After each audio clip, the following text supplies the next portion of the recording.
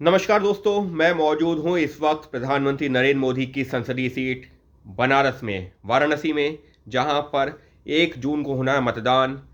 6 चरणों का मतदान हो चुका है और आखिरी चरण का चुनाव बाकी है।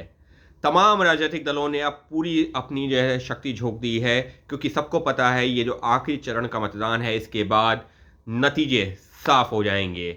हालांकि पार्टीज को अपना इंटरनल सर्वे भी लगातार हर चरण के बाद करवा रहे हैं, उनके पास आंकड़े सामने आ रहे हैं। वो उनकी बात है, उनके पास क्या इनपुट आ रहा है फिलहाल अभी मैं नहीं कह सकता, क्योंकि दोनों ही पक्ष अपना अपना दावा कर रहे हैं। लेकिन मैं पिछले करीबन 1.5 महीने से लगातार सफ़र कर रहा हूँ, अलग अलग राज्यों में अलग अलग सीटों पर गया हूँ। फिलहाल मेरा क्या आकलन है वो बताने के लिए मैं आपके सामने आया हूँ। देखिए, पहले चरण से लेकर के छठे चरण तक क्या जो है नतीजे आ सकते हैं या किस तरफ चुनाव जा रहा है, उसका एक इशारा तो इस बात से ज़रूर मिल रहा है कि एक चीज़ जो सबसे बड़ी चीज़ मुझे नज़र आ रही है कि 370 और 400 की जो बात कही गई थी कि एनडीए 400 पार, बीजेपी 370 पार, तो फिलहाल बीजेपी 370 पार होती तो नहीं दिख रही। जी हाँ, 370 पार होते बीजेपी नहीं दिख रही और 400 पार होते एनडीए नहीं दिख रहा, क्योंकि विपक्ष लगातार जनता के बीच यही कह रहा था कि देखिए, ये 370 400 सीटें मांग रहे हैं, उसकी वजह ये है कि संविधान में बदलाव कर देना चाहते हैं, तानाशाह रवैया हो जाएगा, इस तरीके के आरोप। लेकिन ये साफ कर रहा हूं कि 370 और 400 तो अब जो है सीन से आउट हो गया है 6 चरणों के बाद। 7वां चरण भी हो जाएगा तब भी 370 बीजेपी के पक्ष में जाती नहीं दिख रही किसी हालत में।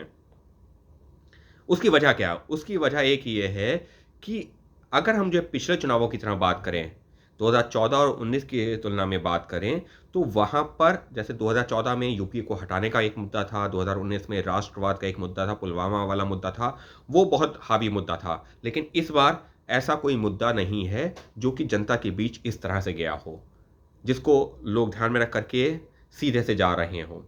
राम मंदिर का भी मुद्दा उतना प्रभावी नहीं, हालांकि लोगों के जहन में ज़रूर है, लेकिन ये कि सिर्फ उसी के नाम पर वोट मिल जाएगा, जी नहीं, वो होता नहीं दिख रहा है।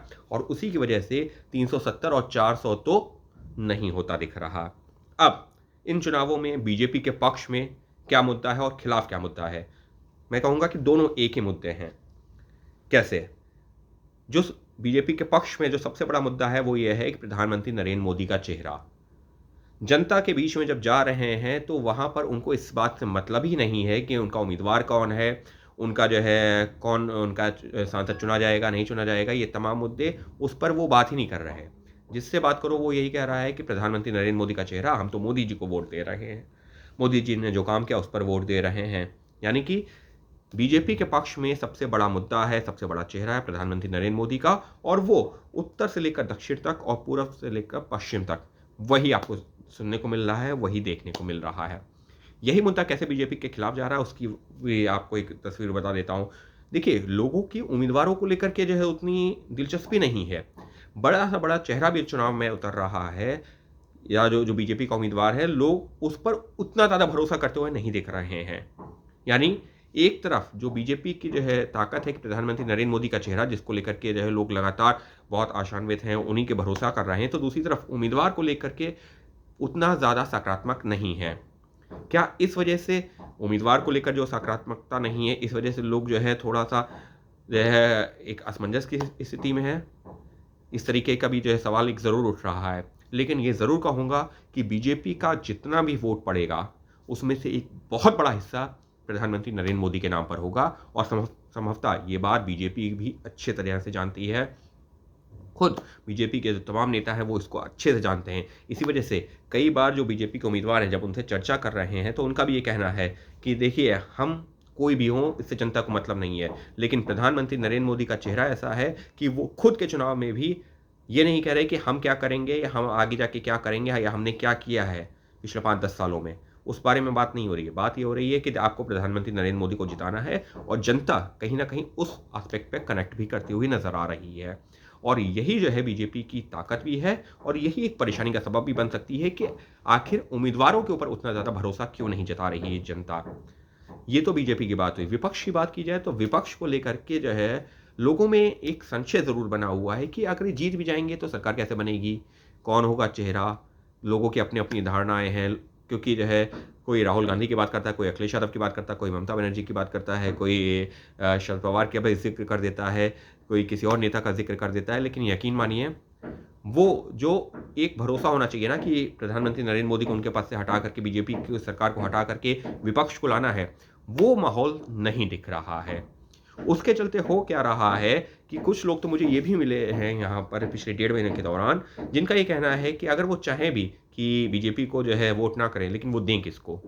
तो बीजेपी वहाँ पर डिफ़ॉल्ट चॉइस बन रही है और लोग उसको वोट कर रहे हैं। तो इस वजह से अब तक का जो मेरा आकलन है, जो मेरी जो समझ है, वो यही कह रही है कि 6 चरणों के बाद मैं बात करूँ, तो फिलहाल बीजेपी 370 पार तो जाती नहीं दिख रही है और एनडीए 400 पार जाती नहीं दिख रही है। 6 चरणों के बाद मैं बात करूं, क्या बीजेपी जो है 300 पार कर चुकी है अभी तक? मुझे उसको लेकर भी थोड़ा सा संशय ज़रूर है, लेकिन इतना ज़रूर है कि प्रधानमंत्री नरेंद्र मोदी का चेहरा बीजेपी के लिए सबसे बड़ा मुद्दा, सबसे बड़ा चेहरा है। और जो जनता के बीच में भी पहुंचे हैं, तो वहां पर भी जो तमाम उम्मीदवार, तमाम चेहरे, उनमें सबसे बड़ा प्रभावी चेहरा जिस पर जनता भरोसा कर रही है, वो प्रधानमंत्री नरेंद्र मोदी का ही है। और इसी वजह से बीजेपी का पलड़ा बाकी विपक्ष की तुलना में भारी नजर आ रहा है, क्योंकि एक तरफ विपक्ष के बहुत सारे चेहरे जिन पर जनता आंख मूंद करके विश्वास नहीं कर सकती है, तो वहीं प्रधानमंत्री नरेंद्र मोदी का चेहरा बीजेपी की तरफ से एक ऐसा चेहरा है जिस पर लोग उम्मीदवार को ना चाहते हुए भी, उससे नाराज होते हुए भी कर रहे हैं मतदान। यही है बीजेपी की ताकत और इसी वजह से बीजेपी का फिलहाल इन 6 चरणों के बाद में पलड़ा कहीं ज़्यादा भारी नजर आ रहा है। क्या होगा 7वें चरण के बाद, मेरा अनुमान मैं आपको बताऊंगा और वो आंकड़ा भी बताऊंगा जो मुझे लगता है कि बीजेपी और एनडीए पार करती हुई दिख सकती है जब 4 जून को आएंगे नतीजे। तो आप बने रहिए मेरे साथ में और आपके जो भी सुझाव हों आप वो भी बताइए, आपका आकलन क्या कहता है वो भी बताइए, जिससे कि ये चर्चा लगातार बनी रहे। तब तक आप देखते रहिए मेरे साथ मेरा ये आकलन और देते रहिए अपना फीडबैक।